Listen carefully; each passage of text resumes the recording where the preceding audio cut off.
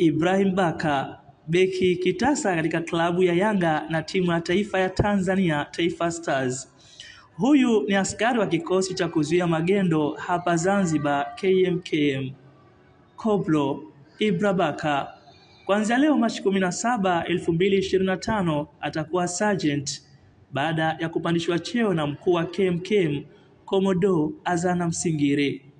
Kuupiga mwingi katika klabu ya Yanga na Taifa Stars ni sababu moja hapo iliyopelekea kupandishwa cheo na mkuu huyo. Unapofanya kitu kizuri, basi ni wajibu wangu kama mkuu wa kikosi na mimi niunge mkono zile jitihada zako kuweza kukupa nguvu zaidi uweze kufanya mazuri zaidi.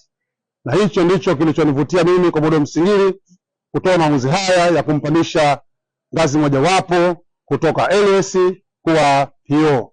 Kwa hivi sasa sina budi kushukuru kikosi changu kwa kuweza kunisupport kwa kila hatua ambayo napita. Wao wamekuwa wapo bega na bega na mimi katika kutekeleza majukumu yangu. Kwa hiyo nipende kutoa shukrani zangu za dhati wao, lakini mimi nitaendelea kupambania nchi yangu katika majukumu yangu. Na sasa nimepata morali mpya katika utetezi, kwa hiyo nitaendelea kuipambania nchi yangu. Sergeant Ibrahim Baka alisajiliwa na Yanga Januari 14 mwaka 2022 akitokea KMKM ya Zanzibar.